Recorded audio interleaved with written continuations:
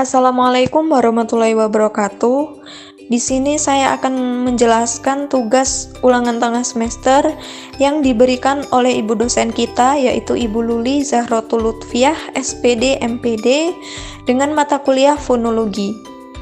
Perkenalkan, saya sendiri Ervina Salsabila Kunaifi dengan NPM 2310310099. Saya dari Prodi Pendidikan Bahasa dan Sastra Indonesia akan menjelaskan beberapa materi tentang fonologi. Fonologi adalah cabang linguistik yang mempelajari sistem bunyi dalam bahasa. Fonologi dibagi menjadi dua cabang, yaitu fonetik dan fonemik. Fonetik adalah cabang studi fonologi yang mempelajari bunyi bahasa tanpa memperhatikan apakah bunyi-bunyi tersebut mempunyai fungsi sebagai pembeda makna atau tidak. Ada 3 jenis fonetik. Yang pertama, fonetik artikulatoris, yaitu mempelajari bagaimana mekanisme alat-alat bicara manusia bekerja dalam menghasilkan bunyi bahasa, serta bagaimana bunyi-bunyi itu diklasifikasikan. Yang kedua, ada fonetik akustik, yaitu mempelajari sifat fisik dari bunyi bahasa seperti frekuensi, amplitudo, dan durasi suara. Gelombang suara yang dihasilkan oleh manusia saat berbicara dianalisis dalam fonetik akustik.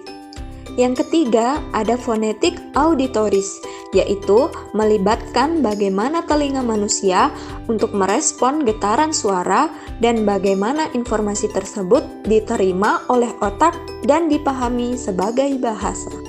Selanjutnya, ada alat ucap manusia. Alat ucap adalah organ pada tubuh manusia yang berfungsi dalam pengucapan bunyi bahasa. Alat ucap manusia dimulai dari paru-paru, kemudian naik ke batang tenggorokan. Selanjutnya ada pangkal tenggorokan, pita-pita suara, kirkoid, tiroid, aritenoid, dinding rongga tenggorokan, epiglotis, akar lidah, pangkal lidah, tengah lidah, daun lidah, ujung lidah, anak tekak, langit-langit lunak, langit-langit keras, gusi dalam, gusi belakang, ceruk gigi, lekung kaki gigi, gigi atas, gigi bawah, bibir atas, bibir bawah, mulut, rongga mulut, dan rongga hidung. Vokal adalah suatu jenis bunyi dalam bahasa yang dihasilkan oleh getaran pita suara di dalam tenggorokan. Bunyi vokal ditandai oleh resonansi yang dihasilkan oleh getaran pita suara dan dapat dimodifikasi oleh posisi lidah, bibir, dan rongga mulut. Alat ucap yang selanjutnya adalah konsonan. Menurut Keraf tahun 1984, halaman 35, konsonan adalah bunyi ujaran yang terjadi karena udara yang keluar dari paru-paru mendapat halangan. Berdasarkan artikulator dan titik artikulasinya, konsonan dapat dibagi menjadi 1. Konsonan bilabial, yaitu bunyi yang dihasilkan dengan mempertemukan kedua belah bibir, seperti huruf P, B, M, dan W. Yang kedua, ada konsonan labiodental, yaitu bunyi yang dihasilkan dengan mempertemukan gigi atas sebagai titik artikulasi dan bibir bawah sebagai artikulatornya. Contohnya huruf F dan V. Yang ketiga, ada konsonan apicointerdental, yaitu bunyi yang terjadi dengan ujung lidah yang bertindak sebagai artikulator dan daerah antar gigi sebagai titik artikulasinya. Dalam bahasa Indonesia, hanya terdapat konsonan T dan N, sedangkan dalam bahasa Jawa terdapat konsonan T, D, dan N. Yang keempat, ada konsonan apikolaveolar, yaitu bunyi yang dihasilkan oleh ujung lidah sebagai artikulator dan lengkung kaki gigi sebagai titik artikulasinya. Kalau dalam bahasa Indonesia, terdapat huruf D dan N. Kalau dalam bahasa Jawa, terdapat huruf T, D, dan N.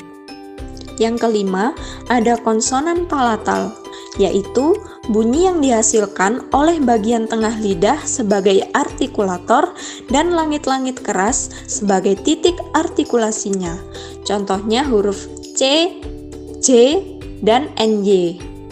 Yang keenam, ada konsonan velar, yaitu bunyi yang dihasilkan oleh belakang lidah sebagai titik artikulator dan langit-langit lembut sebagai titik artikulasinya.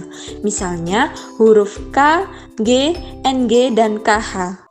Yang ketujuh, ada hamzah atau glottal stop, yaitu bunyi yang dihasilkan dengan posisi pita suara tertutup sama sekali, sehingga sama sekali menghalangi udara yang keluar dari paru-paru. Celah antara kedua pita suara sama dengan glotis tertutup rapat. Yang kedelapan adalah laringal, yaitu bunyi yang terjadi karena pita suara terbuka lebar. Bunyi ini dimasukkan dalam konsonan karena udara yang keluar mengalami gesekan. Intonasi adalah penekanan pada kalimat yang disampaikan dan membantu orang lain untuk memahami maksud dan makna yang diberikan. Intonasi dibagi menjadi 4 bagian. Yang pertama ada intonasi tekanan, yang kedua intonasi nada, yang ketiga intonasi perhentian, yang keempat intonasi durasi. Yang selanjutnya saya akan membahas mengenai tekanan. Yang pertama ada tekanan atau stres, yaitu unsur supreks mental yang ditandai dengan keras lembutnya arus ujaran yang ditentukan oleh amplitudo getaran. Selanjutnya ada tekanan distintif. Tekanan distintif adalah tekanan yang memberikan perbedaan makna pada suatu kata. Sedangkan tekanan non-distintif yaitu tekanan yang tidak memberikan perbedaan makna pada suatu kata. Kemudian, tekanan dalam bahasa Indonesia tidak bersifat distintif, akan tetapi kata-kata dalam bahasa Indonesia mengandung tekanan. Lokasi tekanan pada kata-kata bahasa Indonesia bervariasi karena keanekaragaman intonasi yang dibawa dari bahasa daerah dan dialek yang berbeda-beda. Kemudian, ada tekanan dalam kalimat. Tekanan ini disebut juga emfasis atau ditempatkan pada kata atau objek tertentu untuk memberikan penekanan atau kepentingan yang lebih dalam kalimat. Baik, mungkin cukup sekian pembahasan materi dari saya. Mohon maaf apabila ada kekurangan atau kesalahan dalam pengucapan kata-kata atau kalimat. Dan saya ucapkan terima kasih. Wassalamualaikum warahmatullahi wabarakatuh.